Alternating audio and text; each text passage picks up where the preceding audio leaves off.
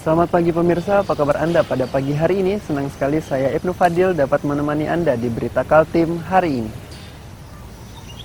Sejumlah informasi penting telah kami siapkan untuk Anda dan berikut di antaranya. Gegara memukul seorang pria yang diduga mencabuli anaknya. Seorang bapak di Samarinda jadi terpidana.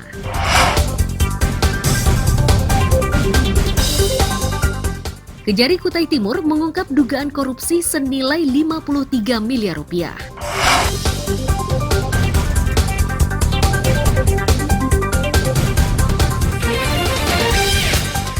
Pesta adat Bakudung Batiung di Kampung Tumbit Dayak, Kabupaten Berau kembali dibangkitkan.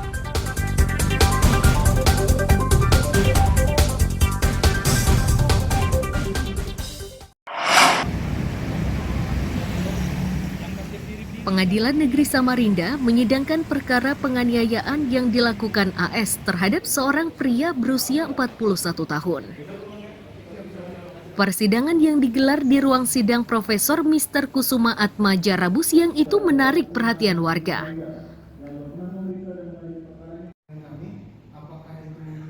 Kuasa hukum terdakwa menyebut, perkara ini bermula saat kliennya menerima kabar anak gadisnya yang berusia 9 tahun dicabuli pelapor. Emosi kliennya tidak terbendung hingga memukul terduga pelaku.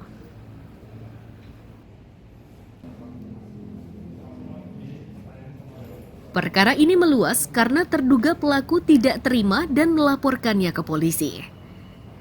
Kuasa hukum terdakwa mengaku kecewa karena status kliennya berubah dari tahanan kota menjadi tahanan penjara. Nah, hanya saja saat ini kekecewaan kami adalah klien kami harus ditahan. Sedangkan dari tahap tingkat dari penyidikan kepolisian, tingkat pemeriksaan kejaksaan setelah tahap 2, klien kami adalah tahanan kota. Nah, karena mengingat apa yang dilakukan klien kami ini adalah sebab akibat karena anaknya dilecehkan sehingga klien kami melakukan perbuatan itu. Nah, pertimbangan itu. Namun saat ini kita tidak melihat pertimbangannya. Tadi majelis hakim juga menyampaikan akan berdiskusi. Kita belum tahu apakah dikabulkan untuk tahanan kotanya atau tidak. Namun yang saat ini sangat miris sekali adalah perbuatan orang tua yang membela hak dan kehormatan putrinya saat ini terenggut. Saya harap kawan-kawan bisa membantu untuk mengawal perkara ini karena saya melihat terus terang di sini klien kami sangat dijalimi. Sidang lanjutan perkara ini akan digelar 6 Juli 2022 dengan agenda keterangan saksi. Amir Hamzah dan tim liputan melaporkan dari Samarinda.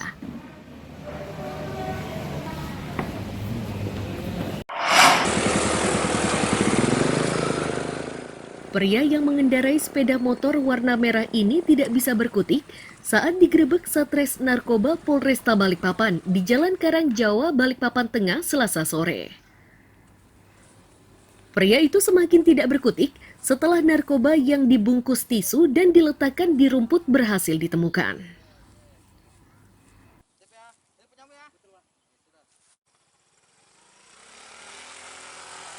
Hari itu juga pelaku digiring ke rumahnya di Jalan DI Panjaitan, Karangrejo, Balikpapan Tengah. Itu dilakukan untuk mencari barang bukti baru. Upaya ini tidak sia-sia. Barang terlarang yang disembunyikan di dapur dan lantai 2 berhasil ditemukan. Total 45 gram sabu-sabu, puluhan plastik dan alat hisap atau pipet yang disita polisi.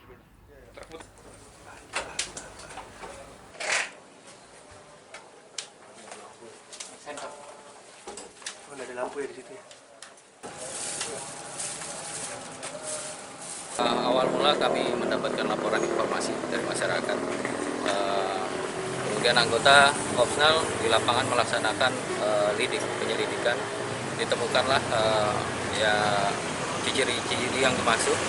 Kemudian anggota mengikuti dari sini, kemudian ke arah Karang Jawa itu ya, Karang Jawa atau Karang Jati, masuk ke Jalan Minyak tembusan itu, hingga akhirnya di Wisma Patra Jalan Prabu Muli, pelaku melempar barang tersebut yang dimaksud di sini sabu-sabu. Kemudian anggota langsung melakukan penangkapan. Dari hasil tersebut kemudian ditanyakan kembali apa masih ada barang yang lainnya, dan pelaku mengakui bahwa dia masih menyimpan barang tersebut di rumah. Dari situ kita bawa kemudian pelaku ke rumahnya. Di rumah kita lakukan penggeledahan dan ditemukan sejumlah kurang lebih 40 gram sabu-sabu, jadi total semua 45 gram. Berhasil menangkap pelaku dan menyita barang bukti, polisi masih belum menghentikan upayanya. Polisi yakin ada sejumlah pihak yang terlibat bisnis haram tersebut. Sementara pelaku berinisial R kini terancam pidana 20 tahun penjara. Amir Hamzah, David Purba melaporkan dari Balikpapan.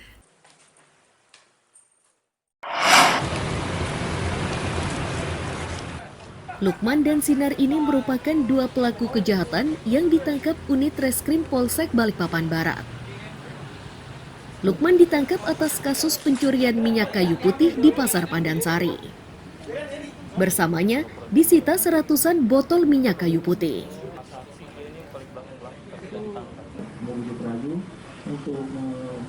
Sementara Sinar ditangkap setelah dilaporkan korbannya yang mengaku dirugikan hingga 300 juta rupiah. Modus Sinar yakni dengan iming-iming untung berlipat melalui arisan di koperasi simpan pinjam. Agar korban terbujuk, pelaku mengiming-imingi keuntungan hingga 50%. 1, 2. Belum dan belum. Penipuan ini berlangsung mulai dari bulan Februari sampai dengan bulan Maret, dari bulan Februari sampai bulan Mei 2022. Awalnya korban atas nama Maria dibujuk rayu oleh tersangka dengan inisial SI untuk melakukan kerjasama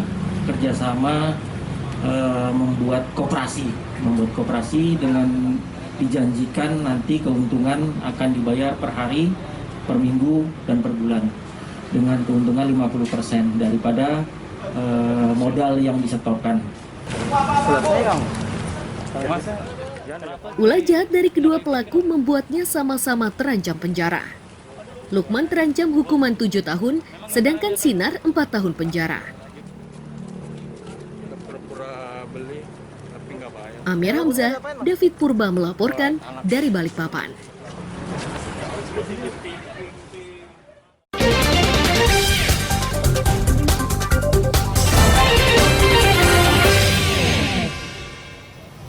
Masih bersama saya Ibnu Fadil, pemirsa Anda kembali menyaksikan 3 berita utama Kaltim hari ini. Gegara memukul seorang pria yang diduga mencabuli anaknya. Seorang bapak di Samarinda jadi terpidana.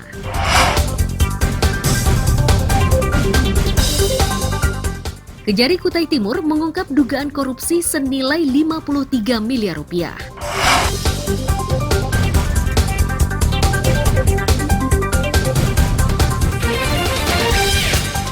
Pesta adat Bakudung Batiung di Kampung Tumbit Dayak, Kabupaten Berau kembali dibangkitkan.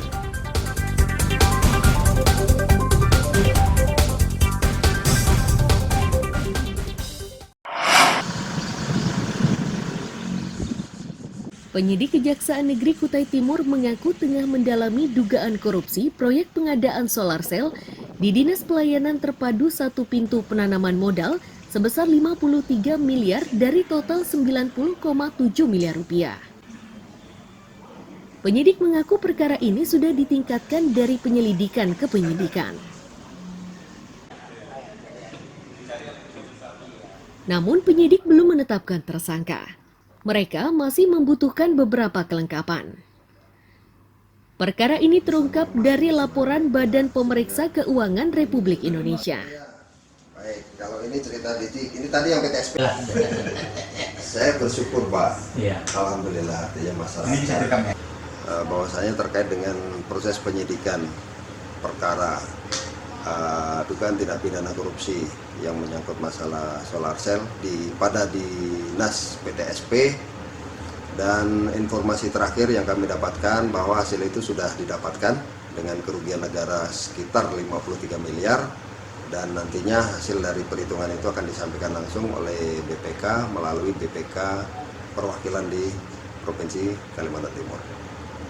Dan mudah-mudahan dalam waktu yang tidak terlalu lama lagi kita sudah bisa mendapatkan itu, sehingga kita nanti akan melakukan kegiatan selanjutnya untuk memproses siapa-siapa nanti yang akan kita tetapkan menjadi tersangka dan bertanggung jawab di dalam pelaksanaan kegiatan ini. Mbak Marcel nggak di situ aja, Mbak? Hasil penyelidikan modus korupsi proyek tersebut yakni dengan menggelembungkan harga pembelian dan manipulasi pengaturan kegiatan. Amir Hamzah, Sabta Rizky melaporkan dari Kutai Timur.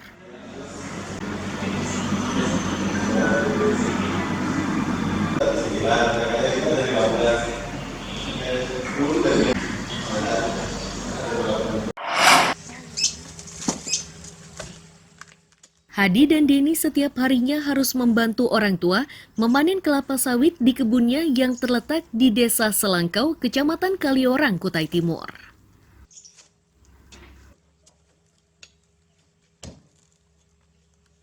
Keduanya harus bekerja dan membantu setelah harga tandan buah segar atau TBS anjlok dari Rp3.000 menjadi Rp1.800 per kilogram.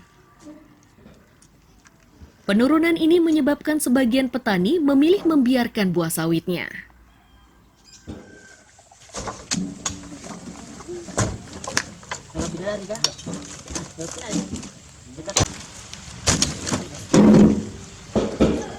Kalau yang di sana itu apa namanya? Sebelumnya harga 3.000.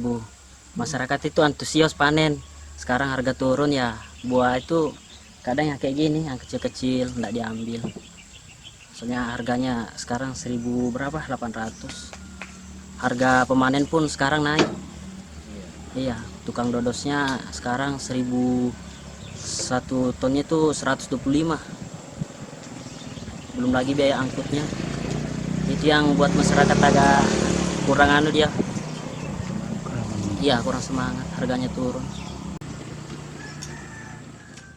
Meski sudah berupaya memanen sendiri, petani pun tidak menjualnya ke pabrik.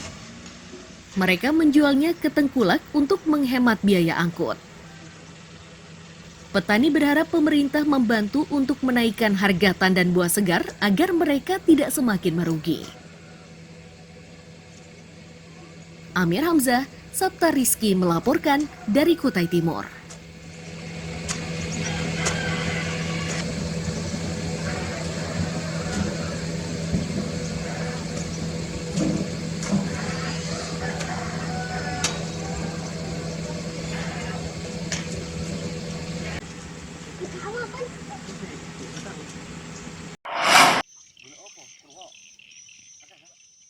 Petani Citra Manunggal Jaya, Kecamatan Kaliorang, Kabupaten Kutai Timur, hingga kini masih kesulitan meningkatkan produksi panen karena tidak memiliki saluran irigasi dan embung penampungan air. Petani juga kesulitan menjual hasil panen akibat buruknya jalan. Kepala desa mengaku sudah mengajukan proposal ke pemerintah kabupaten agar kebutuhan petaninya dicukupi. Akan tetapi usulan tersebut hingga kini masih belum dikabulkan.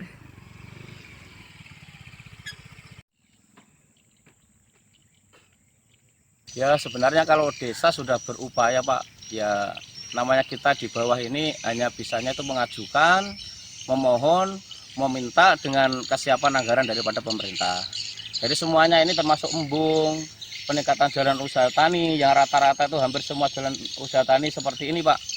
Apalagi kalau sudah kena musim hujan, yang keluar juga itu kadang-kadang dilintasi dari perkebunan, hasil sawit, jadi bebannya juga berat, jadi jalan juga posisinya masih lembek, ya akhirnya semakin parah.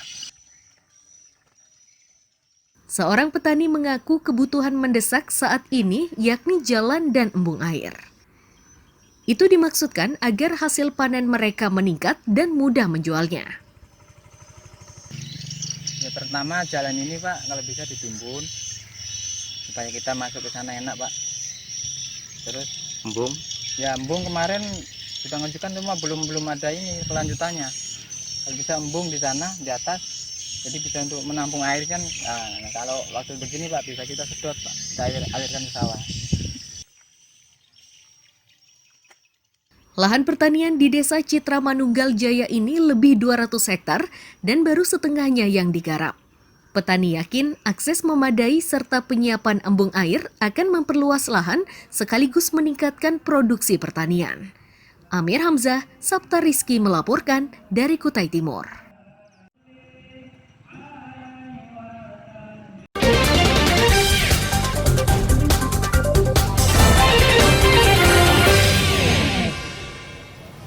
Masih bersama saya Ibnu Fadil, pemirsa Anda kembali menyaksikan 3 berita utama Kaltim hari ini.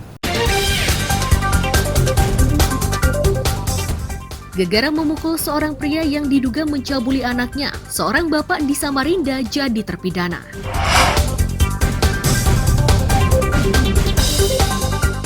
Kejari Kutai Timur mengungkap dugaan korupsi senilai 53 miliar rupiah.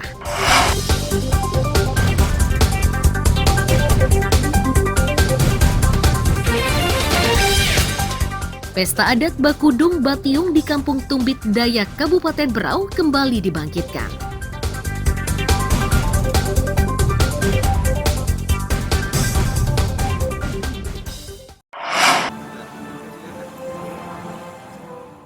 Penyerahan bantuan 50 juta rupiah pada 3.134 ketua RT se-Kabupaten Kutai Kartanegara ini dilakukan di lapangan parkir Stadion Rondong Demang Tenggarong. Masing-masing penerima diwajibkan melengkapi fasilitas umum di lingkungannya masing-masing dan setelahnya wajib memberi laporan pemanfaatan dananya.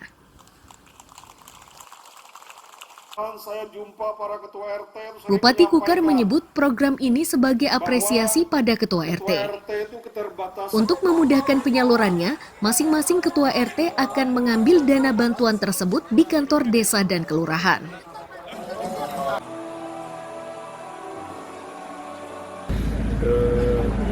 Kami mengawali realisasi program 50 juta per RT. Saya garis bawahi selalu ini program. Jadi program ini nanti melekat pada entitas. Kalau kelurahan itu RT-RT di kelurahan berada di satuan kerja kelurahan di bawah kecamatan. Jadi kalau RT yang di bawah pemerintahan desa itu di entitas pemerintahan desa, di APBD desa. Jadi sekali lagi ini dalam bentuk program. Jadi program ini itu pagunya 50 juta. Jadi dalam proses perencanaannya ada perpaduan, ada dari kebijakan tingkat kabupaten juga menyerap beberapa aspirasi dari para RT, khususnya program liburan. Sebelum menerima bantuan, Ketua RT harus menyerahkan rencana program kegiatan. Untuk bantuan ini, pemerintah Kutai Kartanegara menyiapkan anggaran 157 miliar rupiah.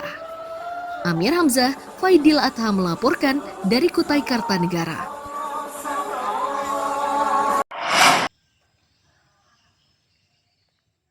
Kantor Kecamatan Kaliorang, Kutai Timur ini merupakan satu dari 5 kantor camat yang melayani pembuatan KTP elektronik secara langsung. Kantor ini diberi wewenang karena letaknya jauh dari ibu kota kabupaten, sehingga warga tidak kesulitan membuat KTP.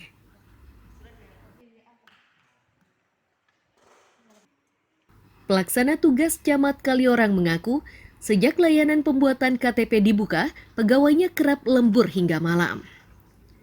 Itu terjadi karena mereka terkendala jaringan internet saat akan mencetak KTP pada siang hari.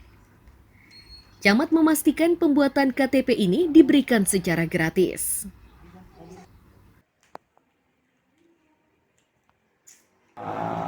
Pak Bupati belum meresmikan tanggal 27 Maret.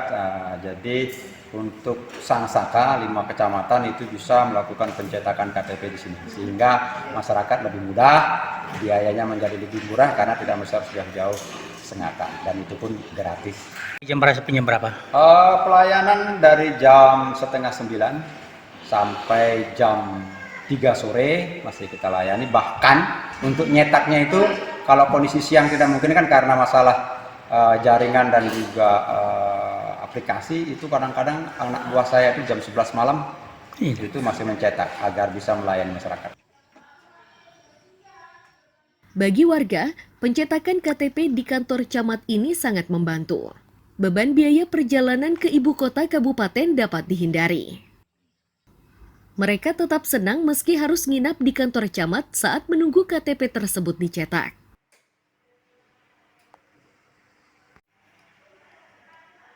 Sebenarnya sehari Pak, cuman kemarin agak terlambat sampai sini jam 1:30, makanya jadinya ya semalam.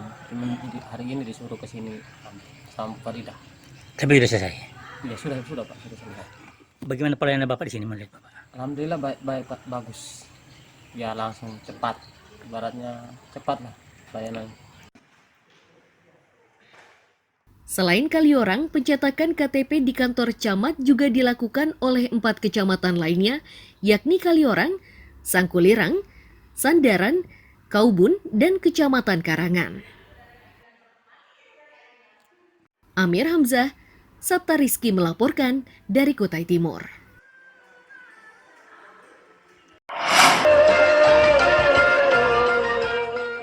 Tarian tradisional khas Kalimantan ini mewarnai pesta adat Bakudung Batiung di Kampung Tumbit Dayak, Kecamatan Sambaliung, Berau. Pesta ini disambut meriah karena warga merindukan suasana seperti itu lantaran vakum 8 tahun. Tidak hanya masyarakat setempat, pesta adat ini dihadiri berbagai kalangan termasuk bupati dan wakilnya, ketua DPRD, serta tokoh-tokoh adat dari desa lain.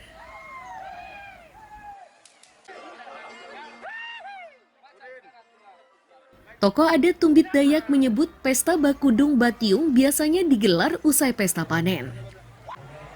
Pesta ini pun dirangkai dengan pesta pendewasaan remaja putra.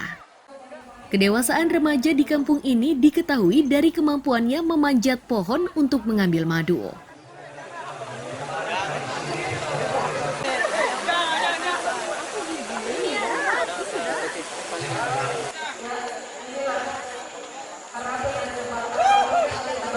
Batiung itu adalah pendewasaan bagi remaja putra, dan Bakudung itu adalah pesta panen.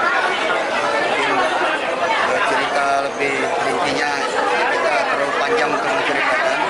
Cuma intinya kalau Bakudung Batiung itu adalah pesta panen dan pesta atau pendewasaan bagi laki-laki yang belum menikah. Rangkaian acaranya seperti apa aja sih Pak? Ya seperti yang sudah kita lewati tadi, Batiung, yang mana remaja putra yang keluar dari kalau istilah sekarang mungkin pertapaannya dan pulang ke kampung, dan di kampung juga banyak proses lagi yang harus dilalui mereka.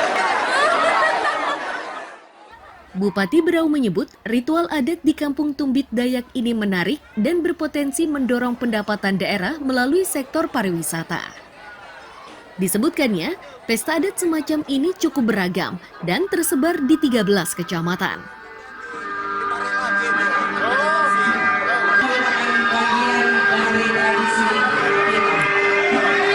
Punya 13 kecamatan yang ada di Kabupaten Berau, semuanya memiliki potensi wisata yang berbeda-beda. Dan kami akan mendukung potensi wisata di kecamatan tersebut yang ada di Kabupaten Berau sebelumnya. ada kemungkinan ini acara ini akan masuk kalender wisata nasional. Bisa jadi. Pesta adat ini diakhiri dengan menari bersama. Tarian ini merupakan simbol pertemanan antara tamu undangan dan tuan rumah. Amir Hamzah, Miko Gusti melaporkan dari Kabupaten Berau.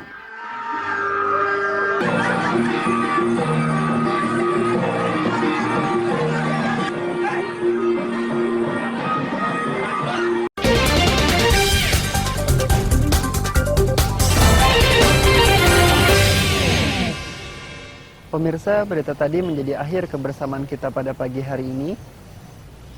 Saya Ibnu Fadil dan tim redaksi pamit undur diri. Selamat pagi, salam sejahtera, dan sampai jumpa.